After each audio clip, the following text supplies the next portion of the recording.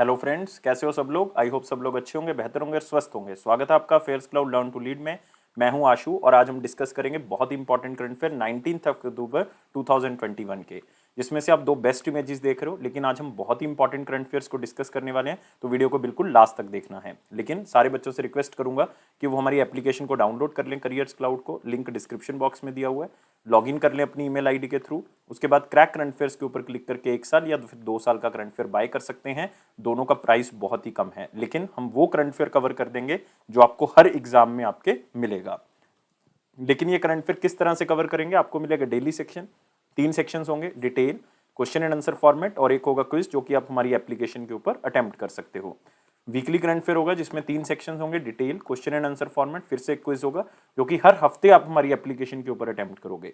Monthly current affair होगा जिसमें 4 तरह की पीडीएफ्स होंगी, डिटेल करंट अफेयर की, क्वेश्चन एंड आंसर फॉर्मेट की, बेस्ट 100 करंट अफेयर्स होंगे वो भी क्वेश्चन एंड आंसर फॉर्मेट में, और एक होगी पॉकेट पीडीएफ जिसमें आपको 2 लाइन में 3 लाइन में करंट अफेयर मिल जाएगा, ताकि आप जल्दी जल्दी में करंट अफेयर को रिवाइज कर सको। लेकिन आपको और बेहतर करने के लिए हम आपको दे रहे हैं 20 अलग अलग टॉपिक्स की पीडीएफ। मतलब एक टॉपिक से रिलेटेड जितने भी करंट अफेयर होंगे वो आपको एक पीडीएफ में मिल जाएंगे, और किसी भी एक टॉपिक को रिवाइज करना चाहते हैं तो यहां से कर सकते हैं।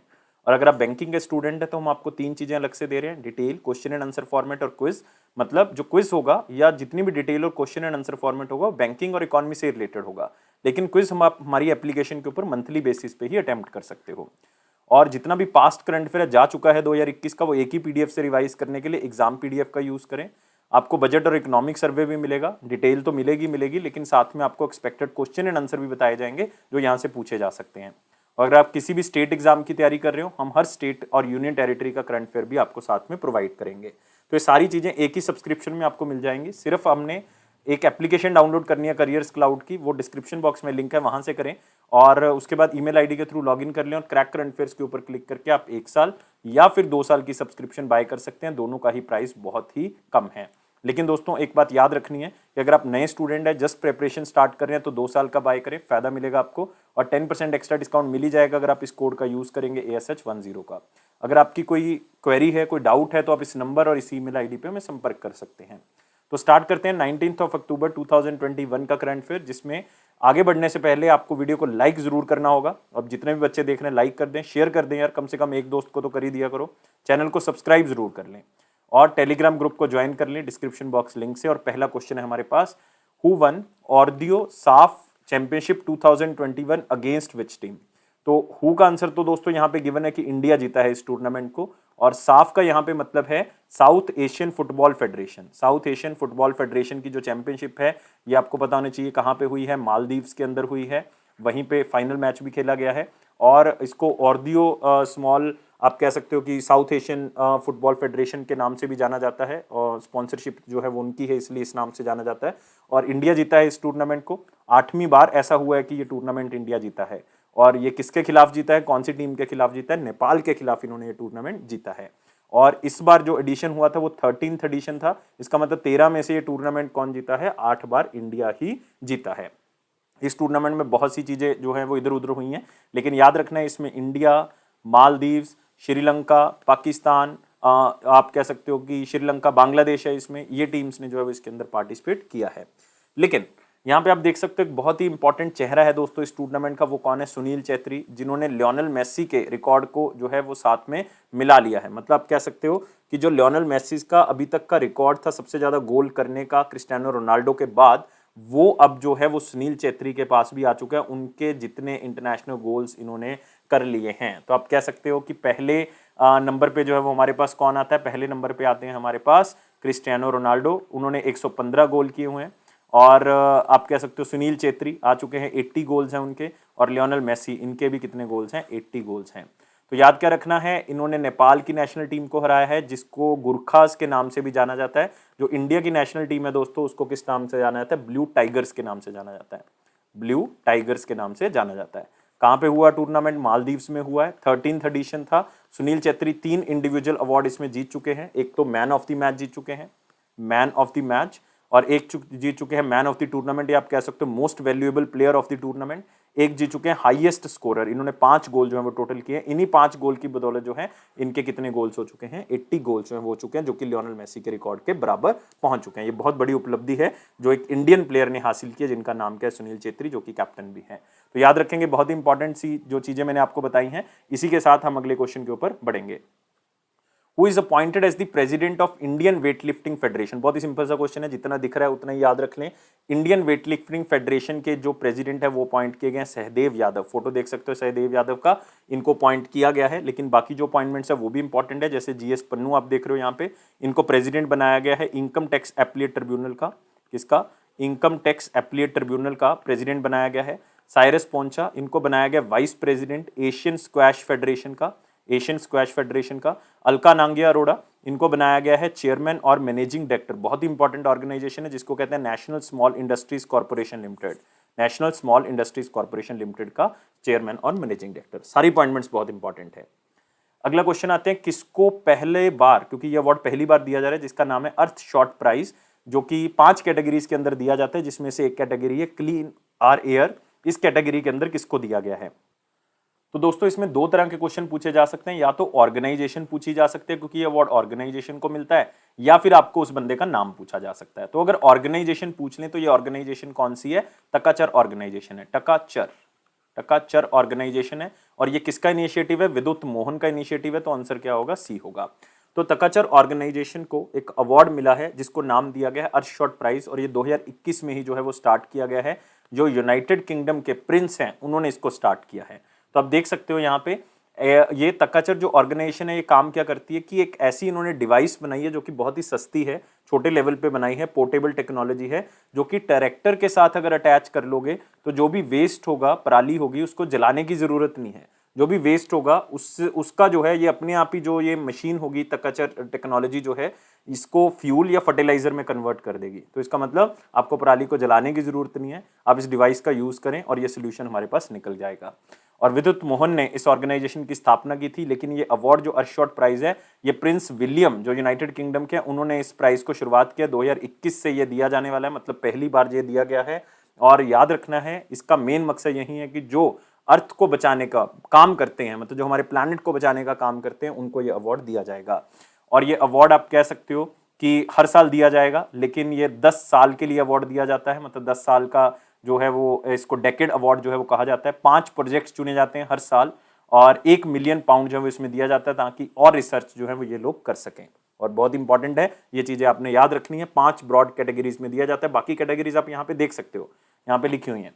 Protect nature, build a waste free world, revive our oceans, fix our climate. तो ये सारी कैटेगरीज हैं और ये जिसने अवार्ड जीते हैं, लेकिन सबको याद करने की जरूरत नहीं, क्योंकि इंडिया के एक बंदे का नाम आ चुका है, तो इसका मतलब हमने वही याद रखना है, वही हमारे लिए इंपॉर्टेंट है।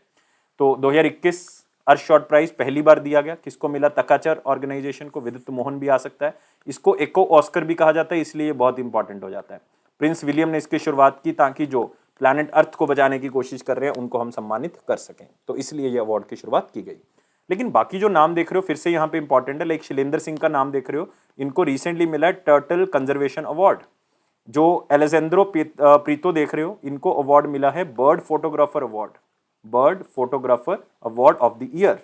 और आनंद कुमार जो बहुत ही फेमस मैथमेटिशियन हैं, इनको मिला है स्वामी ब्रह्मानंद अवार्ड, स्वामी ब्रह्मानंद अवार्ड। तो ये सारी चीजें याद रखनी है, 2021 का अवार्ड इनको मिला है। अगला क्वेश्चन आते हैं हमारे पास, अगला है which state will host 2022 south Asian federation cross country championship.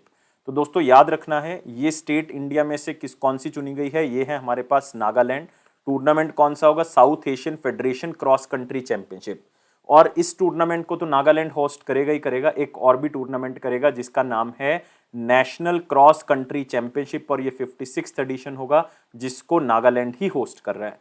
तो 2 जो हैं वो टूर्नामेंट्स होंगे जिनको क्लब किया गया है, और दोनों ही टूर्नामेंट 15 जनवरी को क्या किए जाएंगे? स्टार्ट किए जाएंगे। तो बहुत इंपॉर्टेंट हो गया खास करके नागालैंड के लिए, क्योंकि नागालैंड अगर इस इवेंट को होस्ट कर रहा है तो इसका मतलब ये बहुत बड़ा इंटरनेशनल इवेंट है, जिसमें बहुत बड़े बड़े एथलीट्स जो हैं वो आएंगे, ऑफिशियल्स आएंगे, डेलीगेट्स आएंगे अलग अलग कंट्री से, क्योंकि इसमें टोटल आप कह सकते हो 8 साउथ एशियन कंट्रीज पार्टिसिपेट कर रही हैं, जिसमें बांग्लादेश, अफगानिस्तान, भूटान, इंडिया, नेपाल, पाकिस्तान, श्रीलंका, मालदीव, ये सारी कंट्रीज इसमें पार्टिसिपेट कर रही हैं। तो इसका मतलब नागालैंड जो है वो आगे बढ़ सकता है यहाँ से, नॉर्थ ईस्टर्न स्टेट में अगर इस तरह की चीज़ों को ऑर्गेनाइज करते हैं तो it is very good thing. तो नागालैंड जो है वो इसका क्या होगा, आंसर होगा। अगले क्वेश्चन के ऊपर आते हैं। लेकिन आप यहाँ पे देख सकते हो ये कहाँ पे होगा, कोहिमा में होगा, जो कि कैपिटल है नागालैंड की। 15 जनवरी को शुरुआत होगी इसकी। और नेशनल क्रॉस कंट्री चैंपियनशिप भी कहाँ पे होने वाली है, नागालैंड में। तो दोनों को इकट्ठा कर दिया गया है, दोनों ही टूर्नामेंट 2022 में नागालैंड में होंगे। नेक्स्ट आते हैं वेरी इंपॉर्टेंट क्वेश्चंस के ऊपर। लेकिन दोस्तों वीडियो को लाइक करना है, शेयर करना है, चैनल को मैक्सिमम टू मैक्सिमम शेयर करें और चैनल को सब्सक्राइब करें अगर आप इस वीडियो को पहली बार देख रहे हैं। और टेलीग्राम ग्रुप को ज्वाइन कर लें यार, अपने एक दोस्त को तो शेयर कर ही दिया करो, और चैनल को अभी के अभी सब्सक्राइब कर लो अगला क्वेश्चन देखने से पहले। क्वेश्चन क्या कहता है, central government has renamed Mount Harriet as Mount Manipur. तो एक जगह पे माउंट हैरियट नाम की एक चोटी थी जिसका नाम जो है वो माउंट मणिपुर कर दिया गया है। आपने बताना है ये माउंट हैरियट या माउंट मणिपुर है कहाँ पे। तो माउंट मणिपुर जो है वो, माउंट मणिपुर जो है वो मणिपुर में नहीं है दोस्तों, ये याद रखना है, मणिपुर गलत हो जाएगा। आंसर क्या है इसका सही, Andaman and Nicobar, B answer जो है वो इसका होगा। तो मणिपुर का बहुत बड़ा कंट्रीब्यूशन रहा है यार हमारे इंडिपेंडेंस स्ट्रगल के अंदर। इवन जब एंग्लो मणिपुर वॉर चल रहा था तब उनका बहुत बड़ा योगदान रहा है, लेकिन उतनी रिकॉग्नाइजेशन जो है वो नहीं मिली। तो अमित शाह जी ने यह अनाउंस किया कि माउंट हैरियट जो कि तीसरी सबसे बड़ी चोटी है अंडमान निकोबार की, तो वहाँ पे हम जो हैं वो इस माउंट हैरियट का नाम जो माउंट मणिपुर के नाम से रखेंगे, ताकि उनके जो शहीद हैं, उनके जो फ्रीडम फाइटर्स हैं मणिपुर के, उनको श्रद्धांजलि दे सकें। क्योंकि उनके एक महाराजा होते थे जिनका नाम था कुलचंद्र। जो मणिपुर के स्टूडेंट हैं उनको तो पता होगा, कुलचंद्र। और 22 और फ्रीडम फाइटर थे जिनको वहां पे जेल में बंद कर दिया गया था एंग्लो मणिपुर वॉर जो 1891 में हुई थी। याद रखना है एंग्लो मणिपुर वॉर कब हुई थी, 1891 में। तो उसको श्रद्धांजलि देने के लिए, उन 22 लोगों को श्रद्धांजलि देने के लिए हमने जो है वो ये नाम जो है वो माउंट मणिपुर के नाम से रख दिया है। और इवन सेंट्रल गवर्नमेंट ने ये भी कहा है कि मणिपुर गवर्नमेंट को हम और मेमोरियल बनाने में भी जो है माउंट मणिपुर के आसपास जो है वो हेल्प करेंगे, ताकि मणिपुर के कल्चर, मणिपुर की इंटेग्रिटी को हम मेंटेन रख सकें। और मणिपुर दोस्तों ऐसी ओनली एक स्टेट थी जिनका इंडिया का कॉन्स्टिट्यूशन बनने से पहले एक अलग से कॉन्स्टिट्यूशन था, ये भी आप याद रख सकते हो। और आपको पता होना चाहिए कि 2018 में एक आइलैंड था अंडमान निकोबार का जिसका नाम था रॉस आइलैंड। इसका नाम रख दिया गया था नेताजी सुभाष चंद्र बोस, नेताजी सुभाष चंद्र बोस। और ये प्राइम मिनिस्टर नरेंद्र मोदी जी ने किया था। और अंडमान निकोबार के लेफ्टिनेंट गवर्नर या लेफ्टिनेंट जनरल कौन है, एडमिरल देवेंद्र कुमार जोशी, देवेंद्र कुमार जोशी। ये भी आप याद रख सकते हो। देखो कितनी चीजें आपको एक क्वेश्चन से पता लग सकती हैं। माउंट हैरियट अंडमान के अंदर माउंट मणिपुर के नाम से जानी जाएगी। और एक नया ब्रिज भी जो है वो इनॉग्रेट किया गया जो आजाद हिंद फौज के नाम से जो है वो रखा गया। आजाद हिंद फौज आपको पता ही है, सिंगापुर के अंदर एक इंडियन नेशनल आर्मी के नाम से 1943 में सुभाष चंद्र बोस ने आजाद हिंद फौज बनाई थी। और mount Harriet 3rd highest peak है अंडमान निकोबार की, याद रखना है। बहुत इंपॉर्टेंट चीजें मैंने आपको बता दी हैं। लेकिन मणिपुर से अगर जुड़ी हुई बात बताऊंगा तो एक और आप याद रख सकते हो, वो क्या, मणिपुर को रिसेंटली 2 ज्योग्राफिकल इंडिकेशन टैग मिले हैं। एक तो मिर्ची का टैग मिला है चिली के लिए, और वो बहुत ही फेमस है जिसको कहते हैं सिरारा खोंग, सिरारा खोंग चिली, या इसको हाथेई चिली भी कह देते हैं। बहुत ही फेमस है दोस्तों हाथेई चिली, मिर्च है ये एक तरह की। और एक है तमेंग लॉन्ग, तमेंग लॉन्ग ऑरेंज, ऑरेंज।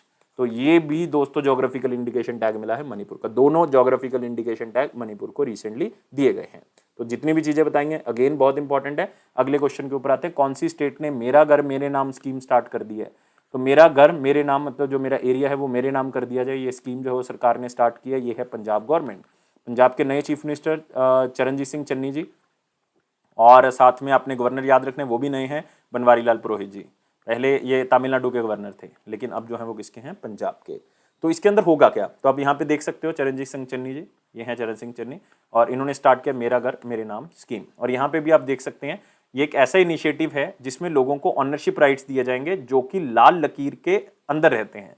तो लाल लकीर दोस्तों पहले क्या होता था, एक इनफॉर्मल सा मेथड था कि एक लाइन या लाल डोरा लगा देते थे जिसके अंदर जो है वो आप कह सकते हो कि लोग रहते थे उस एरिया के अंदर, लेकिन वो एग्रीकल्चर के लिए लैंड जो है वो यूज नहीं की जाती थी।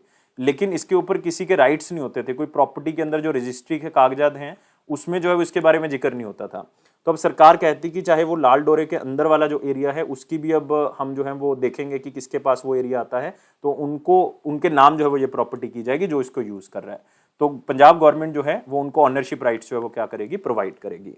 और जितने भी एलिजिबल रेजिडेंट्स हैं उनको प्रॉपर्टी कार्ड्स दिए जाएंगे, ताकि वो प्रॉपर्टी कार्ड का यूज करके कल को बैंक से लोन लेना या कुछ और लेना है उसको यूज कर सकते हैं। इवन इसके लिए जो पंजाब सरकार है वो ड्रोन सिस्टम भी यूज करेगी, ताकि उससे मैपिंग की जा सके अच्छे से और पता लग सके कि ये एरिया किसके पास आता है। और पंजाब के बारे में बता चुका हूँ, नए गवर्नर बनवारी लाल पुरोहित हैं और नए चीफ मिनिस्टर चरणजीत सिंह चन्नी, और पंजाब में इलेक्शन ड्यू है 2022 में। उत्तराखंड में भी इलेक्शन है 2022 में। नेक्स्ट आते हैं अगले क्वेश्चन के ऊपर। 50th एनिवर्सरी जो है वो मनाई गई है इंटरनेशनल टेलीकम्युनिकेशन यूनियन की डिजिटल वर्ल्ड 2021 कौन सी कंट्री में हुई है?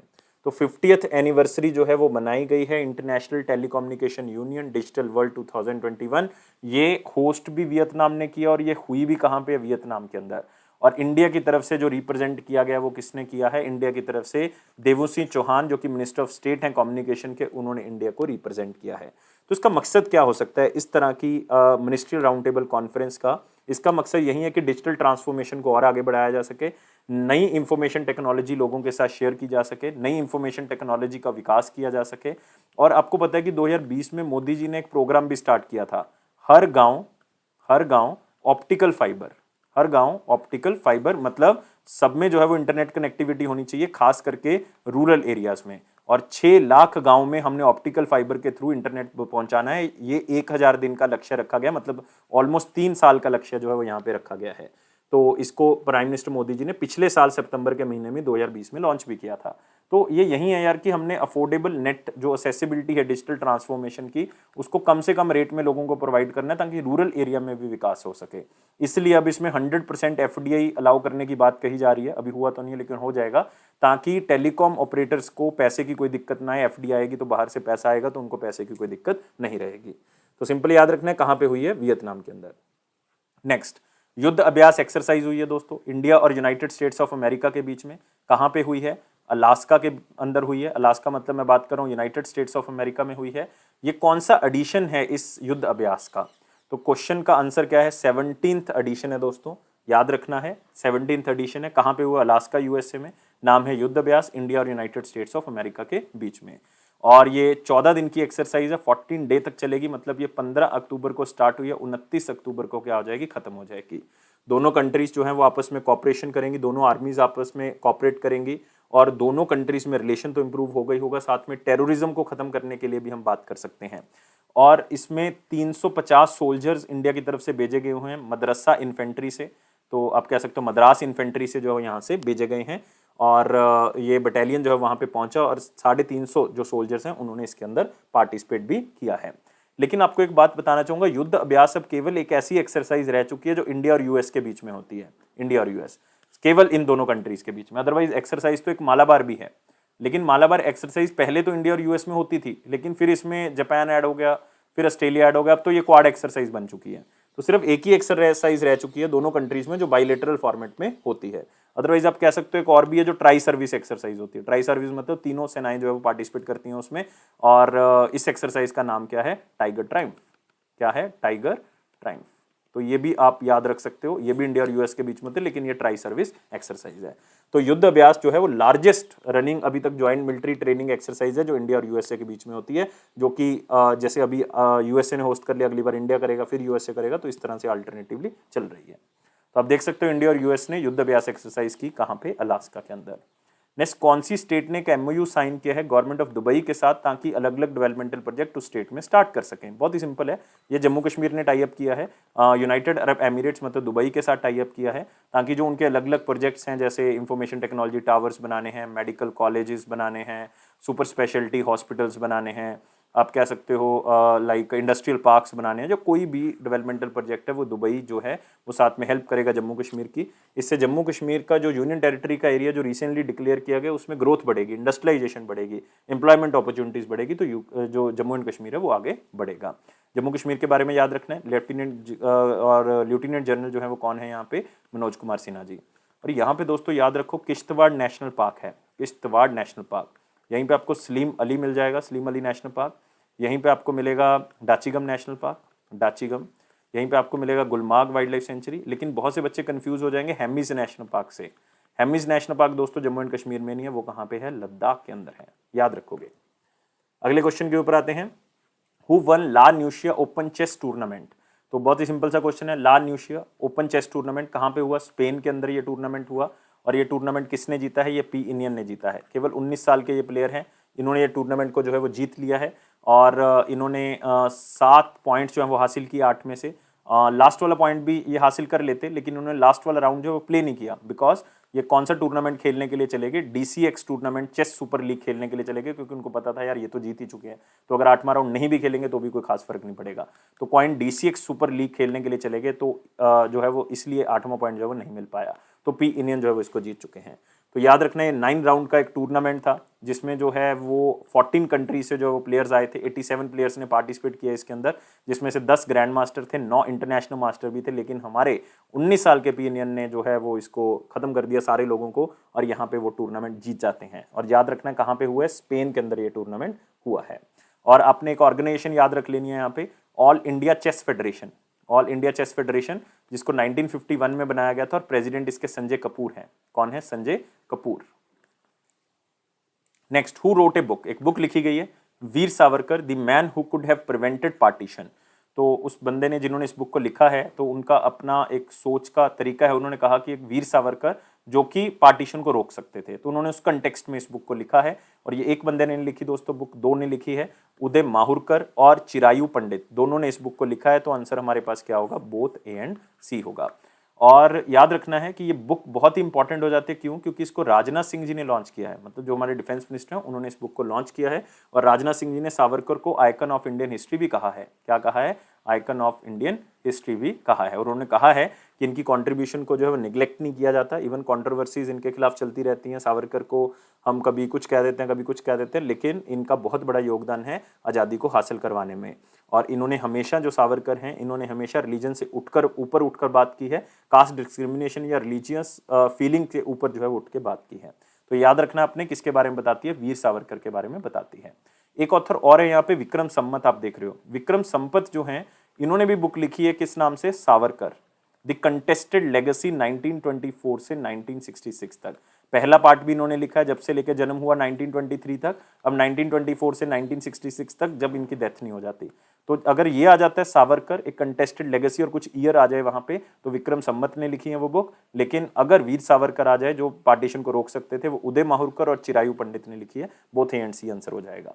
तो यहाँ पे आप बहुत ही सुंदर सा कवर पेज देख रहे हो वीर सावरकर का, और उदय माहुरकर और चिरायु पंडित ने इस बुक को लिखा है। अगला क्वेश्चन आता है, part time non executive chairman Karnataka bank के कौन बनाया गया? आरबीआई ने रिसेंटली अपॉइंटमेंट दी है, 3 साल के लिए उनको अपॉइंट किया गया है। और आंसर यहाँ पे क्या है? प्रदीप कुमार पंजाजी। इनको 3 साल के लिए अपॉइंट कर दिया गया आरबीआई की तरफ से। चेयरमैन रहेंगे, नॉन एग्जीक्यूटिव चेयरमैन जो है वो रहेंगे। ये याद रखना है, कौन से बैंक के? कर्नाटका बैंक के। कर्नाटका बैंक के बारे में याद रख सकते हो यहाँ पे कि 1924 में इसको बनाया गया था। इसके जो एमडी और सीईओ वो महाबलेश्वरा हैं, महाबलेश्वरा एमएस। और इसकी टैगलाइन है, your family bank across India, your family bank across India. लेकिन बाकी जो अपॉइंटमेंट्स है ये भी बहुत इंपॉर्टेंट है। सुमन शर्मा रिसेंटली अपॉइंट किया गया, इनको एमडी मैनेजिंग डायरेक्टर बनाई गई हैं solar energy corporation of India, solar energy corporation of India. Pankaj Kumar Singh director general बनाए गए border security force, most important question है। संजीव चौधरी ये बनाए गए part time chairman, part time chairman कौन से बैंक के? आईडीएफसी फर्स्ट के, आईडीएफसी फर्स्ट बैंक के पार्ट टाइम चेयरमैन बनाए गए हैं। नेक्स्ट आते हैं दोस्तों, अगला क्वेश्चन, कौन सी कंपनी ने लॉरेंस एंड टर्बो के साथ टाई अप किया है ताकि वो पायलट बेसिस पे 5G नेटवर्क की टेस्टिंग कर सके, ताकि स्मार्ट सिटी सोल्यूशन जो है वो लोगों को प्रोवाइड किए जा सके।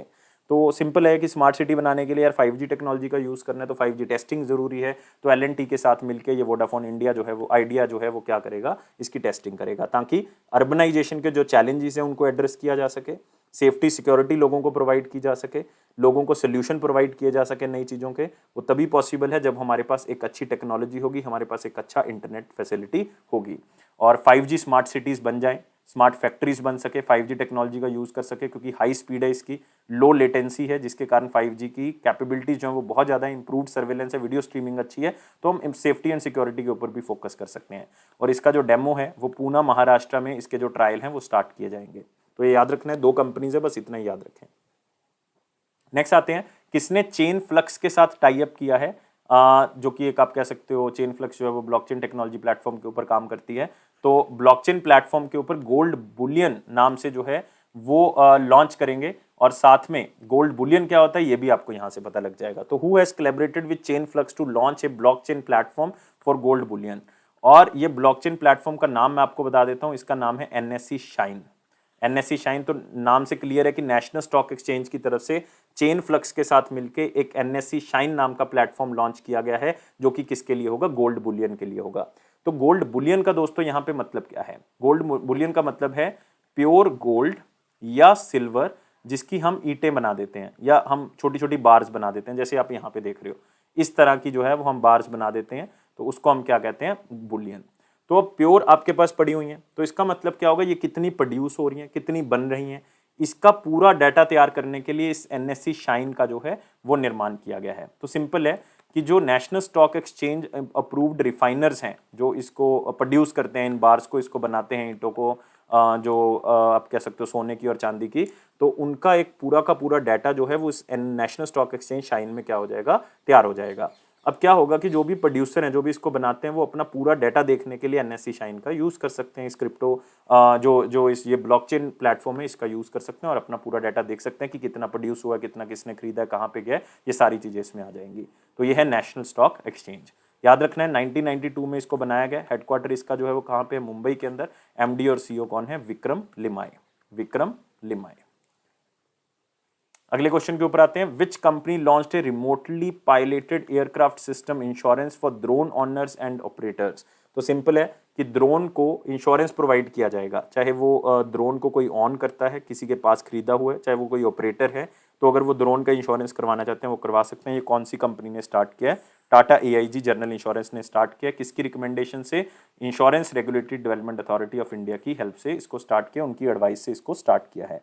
तो इसका मेन मकसद यही है कि full insurance, third party insurance जो है वो करवाया जा सके ड्रोन्स का, या उसका जो ऑपरेशन है, मतलब जो वो काम करता है उसके दौरान जो है वो कोई प्रॉब्लम आ जाती है उसका इंश्योरेंस हो जाता है। नाइट फ्लाइंग का ऑपरेशन है, आप कह सकते हो इंश्योरेंस हो सकता है। डाटा लॉस लायबिलिटी का है, कोई भी तरह का इंश्योरेंस जो है वो ड्रोन से रिलेटेड करवाया जा सकता है। और कौन सी कंपनी कर रही है, टाटा एआईजी जनरल इंश्योरेंस इसको कर रहा है। तो आरपीएस इंश्योरेंस का मतलब यहाँ पे क्या है, आरपीएस इंश्योरेंस का मतलब है यहाँ पे कि वो रिमोटली पायलटेड एयरक्राफ्ट सिस्टम, जिसको हम ड्रोन कह देते हैं, उसका इंश्योरेंस करेंगे। और टाटा एआईजी के बारे में कोई ज़्यादा इंपॉर्टेंट इन्फॉर्मेशन है जो आपने याद रखनी है, नहीं पूछा जा सकता, लेकिन बता देता हूँ 2001 में इसको स्टार्ट किया गया था। हेडक्वार्टर इसका जो है वो कहाँ पे, मुंबई में। और इसके जो एमडी और सीईओ हैं वो नीलेश गर्ग हैं, नीलेश गर्ग। अगला, हु वाज अवार्डेड विद लोकप्रिय गोपीनाथ बारदोलोई अवार्ड। तो आपको पता होना चाहिए जो गोपीनाथ बारदोलोई हैं वो पहले चीफ मिनिस्टर हैं, फर्स्ट चीफ मिनिस्टर हैं कौन सी स्टेट के, असम के। तो ये आप याद रखोगे, इनके नाम से जो है वो इसको स्टार्ट किया गया। और भारत रत्न भी हैं ये। और ये आप कह सकते हो 2 साल में एक बार अवार्ड दिया जाता है, बाई ईनियल अवार्ड है। और जो लोग नेशनल इंटीग्रेशन के लिए काम करते हैं, देश को जोड़ने का काम करते हैं, कोई बहुत ही अच्छी कंट्रीब्यूशन है उनकी, इसलिए अवार्ड दिया जाता है। और जो हमारे वाइस प्रेसिडेंट है वेंकैया नायडू जी, उन्होंने इस अवार्ड को जो है वो दिया है 3 ऑर्गेनाइजेशंस को, या आप कह सकते हो 3 अलग अलग पार्ट्स को। तो आंसर क्या होगा, ऑल ऑफ दीस होगा। मतलब इसमें Kasturba Gandhi national memorial trust है, जो कि असम वाली ब्रांच की मैं बात कर रहा हूँ, अदरवाइज तो बहुत सी ब्रांचेज हैं इनकी, असम वाली ब्रांच की बात कर रहा हूँ सिर्फ। डॉक्टर निरोध कुमार बुरा हैं जो कि असमीज लिटरेचर से बिलोंग करते हैं, मतलब असम असमीज लैंग्वेज में लिखते हैं, डॉक्टर निरोध कुमार बोरा। शिलांग चैम्बर चॉयर है जो कि इंडस्ट्रीज को प्रमोट करता है असम के अंदर, खास करके शिलांग चैम्बर चॉयर। तो तीनों को ये अवार्ड मिला है जिसका नाम है लोकप्रिय गोपीनाथ बारदोलोई अवार्ड। नेक्स्ट आते हैं, कौन सी स्टेट है जिसने एक प्रोग्राम, एक कैंपेन लॉन्च किया है, प्रशासन गांव के संग, campaign to government services to the remote village. Simple है, ये स्टेट जो है वो जो सरकार की सर्विसेज है वो लोगों तक पहुंचाएगी। तो लोगों को आने की जरूरत नहीं है। जो ऑफिशियल्स हैं, जो सरकार के एम्प्लॉयज हैं 22 डिपार्टमेंट्स के, लोकल एडमिनिस्ट्रेशन के, वो रूरल एरियाज में हर घर में जाएंगे, ग्राम पंचायत में जाएंगे, लोगों को बताएंगे, ऑन स्पॉट सोल्यूशन बताएंगे, जो भी उनकी एप्लीकेशन है, जो भी उनकी दिक्कत है, तो सारी प्रॉब्लम उसी टाइम पे दूर की जाएंगी। और जो डिस्ट्रिक्ट कलेक्टर होगा, जिसको हम डिप्टी कमिश्नर भी कह देते हैं कई एरिया में, तो वो जो है वो उसी टाइम पीरियड पे जो है वो सारी एप्लीकेशन को डिस्पोजल करेंगे, मतलब सबकी प्रॉब्लम को दूर करेंगे। ये कैंपेन गांधी जी के बर्थडे के दिन स्टार्ट किया गया 2 अक्टूबर 2021 को, और ये चलेगा 17 दिसंबर 2021 तक, ताकि रूरल एरियाज में सारी सर्विसेज सरकार की पहुंचाई जा सके। और ये स्टेट है हमारे पास राजस्थान। राजस्थान के चीफ मिनिस्टर याद रखोगे अशोक गहलोत हैं, जो गवर्नर हैं वो कलराज मिश्रा हैं। और लेकिन दोस्तों याद रखोगे यहाँ पे एक बहुत ही famous tiger reserve recently declared किया गया, वो है Ramgarh tiger reserve, 52nd tiger reserve है। अदरवाइज यहाँ पे आपको सरिस्का मिल जाएगा, यहाँ पे आपको रणथंभौर भी मिल जाएगा, यहीं पे आपको दोस्तों मिलेगा केलादेव घना नेशनल पार्क भी मिल जाएगा। ये बहुत ही इंपॉर्टेंट नेशनल पार्क है राजस्थान में। किसने बुक लिखी है? Sir Syed Ahmed Khan, reason, religion and nation. तो ये लिखी गई है, बहुत ही फेमस आप कह सकते हो हिस्ट्री के अंदर जब आप फ्रीडम स्ट्रगल पढ़ोगे तो सर सैयद अहमद खान का नाम आएगा। और ये बुक लिखी है शेफे किडवाई ने। किसने लिखी है? शेफे किडवाई। आप यहाँ पे देख सकते हो सर सैयद अहमद खान, शेफे किडवाई। और ये बहुत ही इंपॉर्टेंट है क्योंकि ये जो सर सैयद अहमद खान है, इन्होंने कॉलेज बनाया था मॉमडन एंग्लो ओरिएंटल कॉलेज, जो कि बाद में किस नाम से फेमस हो गया? उसका नाम बदल के रख दिया गया अलीगढ़ मुस्लिम यूनिवर्सिटी। 1920 के आसपास शायद जो है वो इसका नाम चेंज कर दिया था। तो पहले जो है मॉमडन ओरिएंटल एंग्लो कॉलेज के नाम से इसको बनाया गया। बहुत ही फेमस इस्लामिक रिफॉर्मर हैं, फिलोसफर हैं, एजुकेशनिस्ट हैं। अलीगढ़ मूवमेंट में इनका योगदान है। या आप कह सकते हो कि सर सैयद अहमद खान जो है मुस्लिम लीग बनाने में भी जो है वो इनका योगदान रहा है। लेकिन ये सर सैयद अहमद खान की कंट्रीब्यूशन बताती हैं और साथ में ये कंसेप्ट बताते हैं नेशन और कम्युनिटी का, उनका जो नजरिया था देश को देखने का, कम्युनिटी को देखने का या गर्ल एजुकेशन के प्रति, उसके बारे में इसमें बताया हुआ है। तो शेफे किडवाई। लेकिन बाकी ऑथर भी फेमस हैं। डॉक्टर उत्कल के बनर्जी दोस्तों, इन्होंने एक बुक लिखी है गीता गोविंदा। याद रखोगे कौन सी बुक लिखी है? गीता गोविंदा, जयदेव डिवाइन ओडिसी, मतलब लॉर्ड कृष्णा के बारे में लिखा हुआ, भगवान कृष्ण के बारे में लिखा हुआ है। जुम्फा लहरी, इन्होंने बुक लिखी है translating myself and others, translating myself and others. Next doctor Prableen Singh, इन्होंने लिखी है shining Sikh of youth, shining Sikh youth of India, youth of India, ये है नाम इसका। तो ये सारी बुक्स बहुत इंपॉर्टेंट है और ऑथर भी अपने आप में इंपॉर्टेंट है। नेक्स्ट आते हैं दोस्तों, इंडिया फर्स्ट ने एक इंश्योरेंस पॉलिसी स्टार्ट की, एक इंश्योरेंस प्लान स्टार्ट किया जिसका नाम है सरल बचत बीमा। और इसके अंदर जो है वो प्रोटेक्शन भी प्रोवाइड करेंगे, ये प्रोटेक्शन भी प्रोवाइड करेंगे और साथ में जो है वो सेविंग्स की भी ऑप्शन देंगे। लेकिन ये इंडिविजुअल के लिए नहीं, ये फैमिली प्लान है, मतलब फैमिली के लिए है। तो जो लो सैलरी लोग हैं, जिनकी सैलरी कम है, तो उनके लिए ये एक इंश्योरेंस प्लान तो होगा ही होगा। आप कह सकते हो कि 5 से 7 साल का आपको जो है वो बेनिफिट मिलेगा। पूरी फैमिली को जो 12 से 15 साल तक का बेनिफिट जो है वो आपको मिल सकता है। तो ये सिर्फ याद रखना है, इंडिया फर्स्ट लाइफ इंश्योरेंस ने इसको स्टार्ट किया है। नेक्स्ट आते हैं इंपॉर्टेंट क्वेश्चंस के ऊपर, लेकिन वीडियो को लाइक, शेयर और चैनल को सब्सक्राइब जरूर करेंगे और साथ ही साथ टेलीग्राम ग्रुप को ज्वाइन कर लें डिस्क्रिप्शन बॉक्स लिंक से। क्वेश्चन क्या कहता है?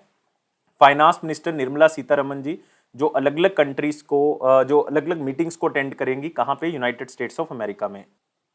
वर्ल्ड बैंक की मीटिंग है, इंटरनेशनल मॉनिटरी फंड है, G20 फाइनेंस मिनिस्टर और सेंट्रल बैंक गवर्नर्स की मीटिंग है, आप कह सकते हो Indo US economic and financial dialogue की मीटिंग है। तो एक हफ्ते के लिए वो कहाँ गई हुई हैं? यूनाइटेड स्टेट्स ऑफ अमेरिका गई हुई हैं। Next one liner important points के ऊपर आते हैं, बहुत ही सिंपल पॉइंट्स है। पहला पॉइंट क्या है? Interest rate small saving schemes के ऊपर फिर कोई चेंज नहीं किया क्वार्टर 3 में। क्वार्टर 3 की अगर मैं बात करूंगा तो 1 अक्टूबर से लेकर मैं बात करूंगा 31 दिसंबर के लिए।